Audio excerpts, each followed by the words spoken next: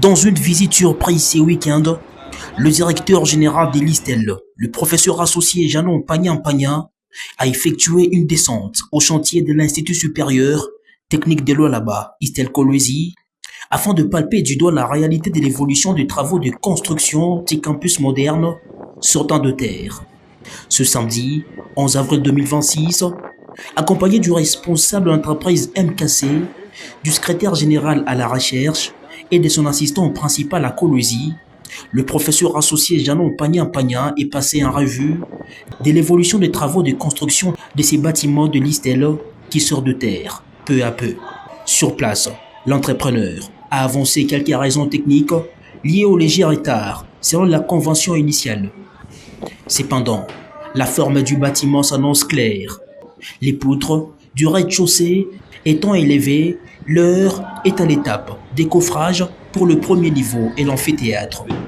Le directeur général des Listel et sa suite ont été dirigés vers l'intérieur du bâtiment en chantier afin d'expérimenter la qualité des travaux.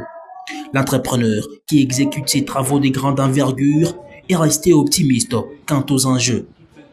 À l'en croire, d'ici la fin du deuxième trimestre de l'année 2026, le rez-de-chaussée ainsi que l'amphithéâtre seront opérationnels. Sur place, quelques recommandations ont été faites par le numéro 1 des Listel dans le cadre d'améliorer les travaux de construction car les bonnes conditions d'études des apprenants imposent l'urgence. L'entrepreneur dit travailler à corps et à cri afin de respecter textuellement la maquette du campus moderne de l'Institut supérieur technique des Lualaba, Istel Kolwezi, situé sur la rue Salongo, non loin de l'église Carmel, à proximité du rond-point de l'indépendance. Une descente aussi surprise, mais d'une utilité majeure. Après l'inauguration du campus moderne de Lubumbashi, Kolwezi se prépare afin d'accueillir un bâtiment au standard international pour un enseignement supérieur et universitaire aussi concurrentiel, tel que voulu par les autorités compétentes.